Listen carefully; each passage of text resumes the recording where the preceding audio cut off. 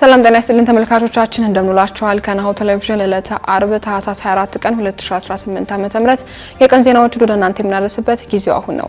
ከዜናዎቹ ጋር ሀብታማ አያሌው ነኝ። አብራችሁን ቆዩ። ወደ ቀዳሚ ዜናችን እንለፍ። ብፁዕ ወቅዱስ አቡነ ማትያስ በዓለም ዙሪያ በክርስቲያኖች ላይ እየደረሰ ያለው ጭቆናና መገለል እያየለ መምጣቱን ገለጹ። የኢትዮጵያ ኦርቶዶክስ ተዋሕዶ ቤተክርስቲያን ተቀዳሚ ፓትርያርክ ብፁዕ ወቅዱስ አቡነ ማትያስ በዓለም ዙሪያ በክርስቲያኖች ላይ የሚፈጸሙ ስደት፣ ግድያና እገታዎች በመጥቀስ በአሁኑ ወቅት ክርስቲያንና በከፍተኛ ሁኔታ እየተገለለ መሆኑን ገልጸዋል። ፓትርያርኩ የገና በዓልንና የፈረንጆችን ዘመን መለወጫ አስመልክተው ባስተላለፉት መልእክታቸው የቴክኖሎጂ እድገትና ቁሳዊ ምቾትን ጨምሮ ዘመናዊ ስልጣኔ ያስመዘገባቸው ውጤቶች እውቅና ተሰጥተዋል።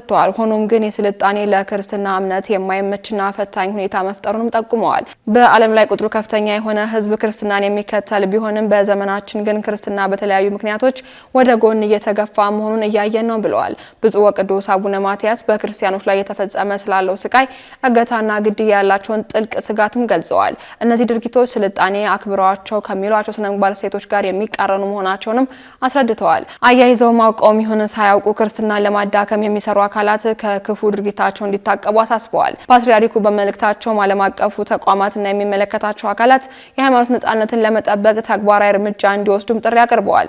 እምነትን የመከተል መብት ሊከበርና ሊጠበቅ የሚገባ መሰረታዊ ሰብአዊ መብት መሆኑንም አጽንኦት ሰጥተው ገልጸዋል። ብፁዕ ወቅዱስ አቡነ ማትያስ መልእክታቸውንም ለኢየሱስ ክርስቶስ ልደት ካለው መንፈሳዊ ትርጓሜ ጋር በማያያዝ የክርስቶስ ልደት ሰማይና ምድርን አንድ ያደረገና የሰውን ልጅ ወደ ሰላም የጠራ መለኮታዊ መገለጥ መሆኑን ጠቅሰዋል።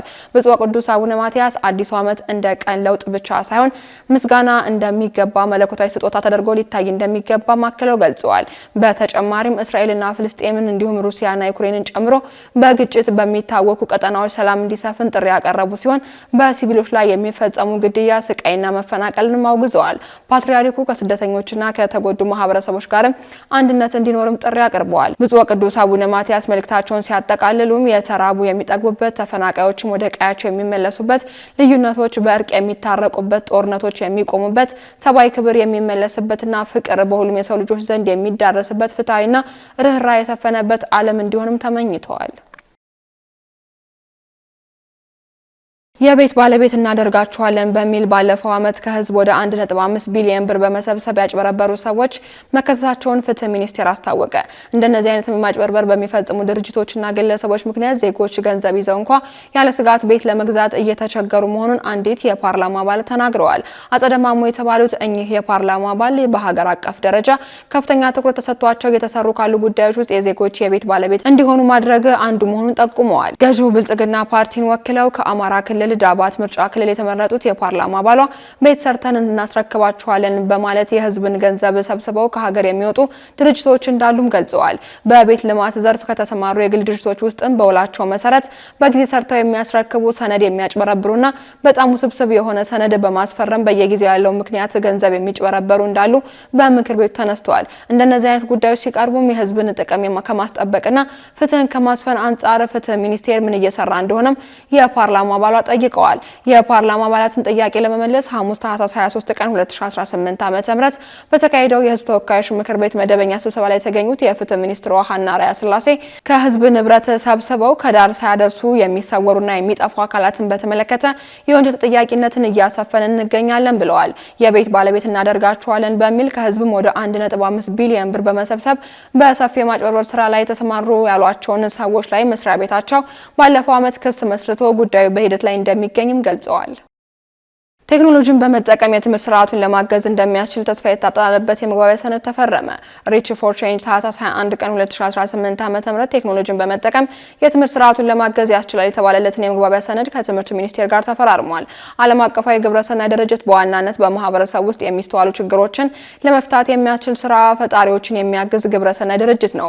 በአሁኑ ወቅትም ሪች ፎር ቼንጅ ትምህርት አጋዥ መተግበሪያዎችንና መፍትሄዎችን የፈጠሩ ወጣት ስራ ፈጣሪዎችን አቅማቸውን የማጎልበት የገበያ ትስስርን በመፍጠር እንዲሁም የገንዘብ ድጋፍ በማድረግ በማገዝ ላይ ይገኛል ተብሏል። እነዚህ የንግድ ሀሳቦችን ገና በሀሳብ ደረጃ ላይ ያሉ ሲሆን ሀሳቦችን በማበልጸግ ወደ ንግድ እንዲቀይሯቸው ለማድረግም ድጋፍ የተደረገላቸው እንደሆነም ተቋሙ አስታውቋል። ላለፉት 5 ወራት ለተመረጡ የንግድ ሀሳብ ባለቤቶች የተለያዩ ስልጠናዎችና የገንዘብ ድጋፍ ተደርጎላቸዋል። 33 የሚሆኑ የቆሻሻ አያያዝ መልሶ መጠቀም ላይ የሚሰሩ ፈጣሪዎችንም የንግድ ሀሳባቸውን ለዳኞች ያቀርባሉ። በመጨረሻም ካሉ 33 የንግድ ሀሳቦች ባለቤቶች ከ1 እስከ 5 ለሚወጡ ከ500 ሺህ ብር እስከ 100 ሺህ ብር በደረጃ ተሸላሚ እንደሚሆኑ ተገልጿል። ከ75 የንግድ ሀሳብ ባለቤቶች 33ቱ የተመረጡበት መስፈርትም በዋናነት የንግዱን ሀሳብ ከዚህ በፊት በሌሎች ሰዎች ያልተሞከረ መሆኑ፣ ማህበረሰቡ ላይ አዎንታዊ ተጽዕኖ ማምጣት ይቻላል ወይንም የሚለውንም ማህበረሰቡ ላይ ተጽዕኖ ማምጣት ይችላል ወይ የሚለው ብዙ ሰዎች የሚጠቀሙ መሆኑን፣ ቆሻሻን ለመቆጣጠር ይረዳል የሚለውና የሰዎችን በተለያዩ ሁኔታ ውስጥ የያዟቸውን ባህሪያት መቀየር ይችላሉ ወይ በሚሉ መስፈርቶች የተመረጡ መሆናቸውንም ተጠቁሟል። ወደ ውጭ ዜናዎች እናልፋለን። 3 የአፍሪካ ሀገራት በአሜሪካ ዜጎች ላይ የቪዛና የጉዞ እገዳ መጣላቸውን አስታወቁ። 3ቱ የአፍሪካ ሀገራት ኒጀር፣ ቡርኪና ፋሶና ማሊ የአሜሪካ ዜጎች ወደ ሀገሮቻቸው እንዳይገቡ የቪዛና የጉዞ እገዳ መጣላቸውን አስታውቀዋል። ይህ ውሳኔ የተላለፈውም የአሜሪካው ፕሬዝዳንት ዶናልድ ትራምፕ ታህሳስ 7 ቀን 2018 ዓ.ም 3ቱን ሀገራት ጨምሮ የበርካታ አፍሪካውያን ዜጎች ወደ አሜሪካ እንዳይገቡ የጣሉትን እገዳ ተከትሎ የተወሰደ የአጸፋ እርምጃ መሆኑ ተገልጿል። ሀገራቱ እርምጃውን በዓለም አቀፍ መርሆች ላይ የተመሰረተ መሆኑን ገልጸው የሀገራት እርስ በእርስ መከባበር የእኩልነት መብት እንዲከበርም ጥሪ አቅርበዋል። 3ቱ የምዕራብ አፍሪካ ሀገራት በወታደራዊ መፈንቅለ መንግስት ወደ ስልጣን በመጡ መሪዎች የሚመሩ ናቸው። አሜሪካ ከ40 በላይ በሆኑ የአፍሪካ ሀገራት ዜጎች ላይ የጣለችው የቪዛ እገዳ ከትላንት ታህሳስ 23 ቀን 2018 ዓ.ም ጀምሮ ተግባራዊ መሆን መጀመሩ ይታወቃል። 3ቱ የምዕራብ አፍሪካ ሀገራት ለአሜሪካ ውሳኔ ፈጣን ምላሽ መስጠታቸውንም አስታውሰዋል። የአሜሪካ መንግስት በበኩሉ የጣለው እገዳ ሀገራቱ ተፈላጊውን መሻሻል እስከሚያሳዩ ድረስ ጸንቶ እንደሚቆይ አስታውቋል። ካሽጎ በየትኛውም ዓለም ሆነው በማንኛውም ሰዓት ለወገኑ የሚደርሱበት ፈጣን የገንዘብ መላኪያ ተከፈተሎ።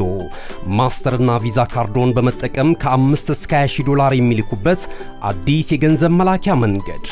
ካሽጎን ለየት የሚያደርገው የትኛውም የገንዘብ ዝውውር በፍጥነት አገልግሎት ከመስጠቱም ባሻገር ለማንኛውም አገልግሎት ምንም አይነት ክፍያ አለመጠየቁ ነው። በሀገራችን ታሪክ ገንዘብን ከውጪ ወደ ሀገር ቤት በማስተላለፍ በመተግበሪያ መልክ አገልግሎት መስጠት የጀመረው የመጀመሪያው ሀገር በቀል የገንዘብ መላኪያ ዘዴ ካሽጎ ከ4500 በላይ ባሉ የባንክ ቅርንጫፎች አገልግሎት እየሰጠ ይገኛል። ገንዘቦን በሰኮንዶች ልዩነት ውስጥ ይፈልጉ በአካውንቶ ወይንም በእጆ ቆጥረው የሚወስዱበት ልዩ ዘዴ።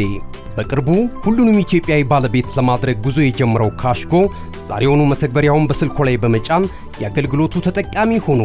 ፍጥነት መለያችን፣ ኢትዮጵያን መክፈቻችን፣ ካሽጎ ነው መላኪያችን። ካሽጎ የአዲሱ ትውልድ ብራንድ። እነሆ የምስራች! የ10 አየር መንገድ የበረራ ትኬት ለውድ ደንበኞቹ በተቀላጠፈና አስተማማኝ በሆነ መንገድ እያቀረበ ያለው።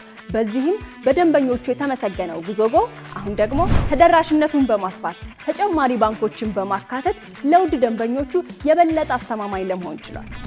የጉዞጎን አፕሊኬሽን ከአፕ ስቶር ወይም ከፕላይ ስቶር በማውረድ የመነሻና የመድረሻ ከተማዎትን መርጠው ዋጋ አወዳድረው የሀገር ውስጥም ሆነ ዓለም አቀፍ በረራ ማድረግ ካሰቡ የበረራ ትኬቶን ክፍያ በአቅራቢያው በሚገኙ ባንኮች አንድም በአካል በመሄድ ወይም በኦንላይን የክፍያ አማራጮች ክፍያዎትን በመፈጸም የበረራ ትኬቶን በእጅ ያስገቡ። ከዚህም በተጨማሪ እንደ ሁል ጊዜው ወደ ጉዞጎ የጥሪ ማዕከላችን 7473 በመደወል ከሙሉ የበረራ መረጃ ጋር የ24 ሰዓት የትኬት አገልግሎት ማግኘት እንደሚችሉ ስናበስሮ በታላቅ ደስታ ነው። ለበረራዎ ጉዞጎ።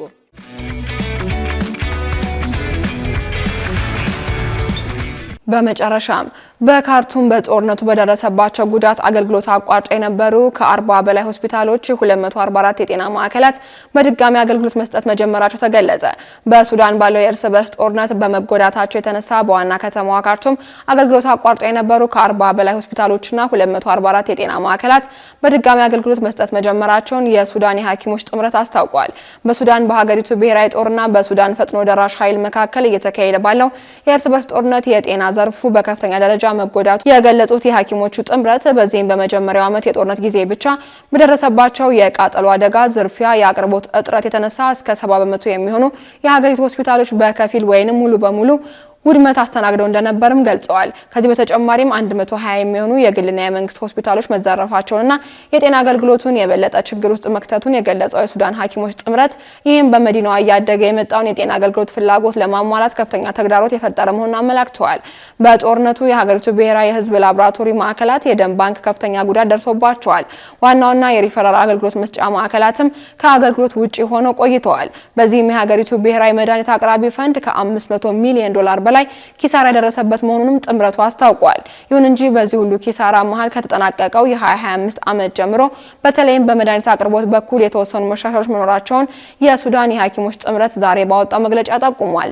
ይሁን እንጂ በዚህ ሁሉ ኪሳራ መካከል ከተጠናቀቀው የ2025 ዓመት ጀምሮ በተለይ በመድኃኒት አቅርቦት በኩል የተወሰኑ መሻሻሎች መኖራቸውን ባወጣው መግለጫ አስታውቋል። በጤና አገልግሎት ዘርፉም በመዲናዋ ካርቱም አገልግሎት አቋርጠው የነበሩ ከ40 በላይ ሆስፒታሎችና 244 የጤና ማዕከላት በድጋሚ አገልግሎት መስጠት መጀመራቸውንም ጥምረቱ አክሏል። በመጨረሻም በጋምቢያ ውቅያኖስ ላይ ስደተኞች ጀልባ ተገልብጣ ቢያንስ 7 ሰዎች መሞታቸው ተገለጸ። ከሞቱት ሰዎች በተጨማሪ በደርዘኖች የሚቆጠሩ ተሳፋሪዎች ጠፍተዋል ነው የተባለው።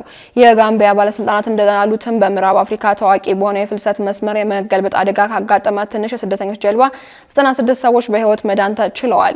ጀልባው ከ200 በላይ ሰዎችን አሳፍሮ እንደነበርና የ7 ሰዎች ህይወት ማለፉንም የአካባቢው ባለስልጣናት አረጋግጠዋል።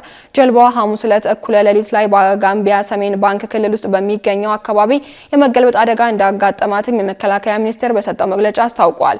ባለስልጣናቱ እንዳሉትም 7 አስክሬኖች መገኘታቸውንና በትንሹ 96 ሰዎች መትረፋቸውን በተጨማሪም በርካቶች በከባድ ሁኔታ መቁሰላቸውን ተናግረዋል። በአስጨናቂ ጥሪ የተነገረው የጋምቢያ የባህር ኃይል ከእኩለ ሌሊት በኋላ ብዙ የባህር ኃይል ተጎጂዎችን መካከል በርካቶች የጋምቢያ ዜግነት ያላቸው አይደሉም ተብሏል። በመሆኑ ባለስልጣናቱ በአሁኑ ወቅት የተጎጂዎችን ማንነት ለማረጋገጥ እየሰሩ መሆኑን ቢቢሲ ዘግቧል። ጋምቢያ ከምዕራብ አፍሪካ በጀልባ ወደ አውሮፓ መግቢያ ስፔን፣ ካናሪያ ደሴቶች ለመድረስ ለሚፈልጉ ስደተኞችና ጥገኝነት ጠያቂዎች መሸጋገሪያ የሆነች ሀገር ነች ተብሏል። እንደ አውሮፓውያኑ አቆጣጠር ከ2024 ከ46000 በላይ ስደተኞች በጋምቢያ በኩል የካናሪያስ ደሴቶች ደርሰዋል። በዚያው ዓመትም በአትላንቲክ ውቅያኖስ ላይ ለመጓዝ የሞከሩ ከ10000 በላይ ሰዎች ህይወት ማለፉን ዘገባው አክሏል። በሀገራችን የንግድ ሚዲያ ታሪክ ግንባር ቀደምት ሆኖ በርካታ አስተማሪ፣ አዝናኝና መረጃ ሰጪ ዝግጅቶችን ጊዜው አሁን ነው ሲል በበርካታ አማራጮች ለእናንተ ውድ ተመልካቾቻችን ሲያደርስ የቆየው ናሁ ቴሌቪዥን አሁንም ዘመኑ የደረሰበትን የመረጃ ተደራሽነት ከግምት ውስጥ በማስገባት ቲቪ ለምኔ ሲል በአይነቱ ለየት ያለ የቲቪ የስልክ መተግበሪያ ሲያበስራችሁ በታላቅ ኩራት ታጅቦ ነው። በፈለጉት ጊዜና ሰዓት በምንም ቦታና ሁኔታ ውስጥ ሆነው መረጃን በእጅ ስልኮ ማግኘት ይፈልጋሉ። እንግዲያውስ በቀላል አጠቃቀም በቀልጣፋ ሁኔታ በጽሁፍ በድምጽና በምስል አማራጮች መረጃን ከታማኒ ምንጮች ባሉበት ሊያደርሶት ዝግጅቱን ጨርሷል። ምን ማየት ምንስ መስማት ይፈልጋሉ? ከስፖርት ኖት፣ ከመዝናኛው፣ ከፖለቲካው ወይስ ዓለም አቀፍ ጉዳዮች? አጫጭር መረጃዎችን ከቢዝነስና ኢኮኖሚ መረጃዎች ጋር አሰባጥሮ በናሁ አርካይቭ በትዝታ የዋሊት መልሶ በመረጃ ቡፌ ሊያንበሻብሾት ዘመናዊ አዲስ የስልክ መተግበሪያ በአዲስ ዓመት ስጦታ የሚመለከቱበት ብቻ ሳይሆን የሚሳተፉበት፣ የሚሰሙበት ብቻ ሳይሆን የሚናገሩበት በአዝናኝ ጥያቄና መልሶች ዳጎስ ያለ ሽልማት የጉርሻ አማራጭ አቅርቦሎታል። የዓለም አቀፍ ሚዲያዎችን ሰበር ዜናዎች በአማርኛ ተርጉሞ የሚያስነብብ በተለያዩ የቋንቋ አማራጮች የቀረበ የአዲስ ዓመት ልዩ ገጸ በረከት ከናሁ ቴሌቪዥን። እንደ ጋዜጣ እንነበባለን፣ እንደ ራዲዮ እንደመጣለን፣ እንደ ቴሌቪዥን በስልክ እንታያለን። አዲስ አማራጭ በአዲስ ዘመን ናሁ ቴሌቪዥን። መረጃን ከምንጩ በቀላል አማራጭ በቀጥታ ስርጭት ወደ እናንተ የምናደርስበት ጊዜው አሁን ነው። ናሁ ቴሌቪዥን። መልካም አዲስ ዓመት። ተመልካቾቻችን ከናሁ ቴሌቪዥን ለዕለቱ ያዝነላችሁ የቀን ዜናዎች እስካሁኖቹ ነበሩ።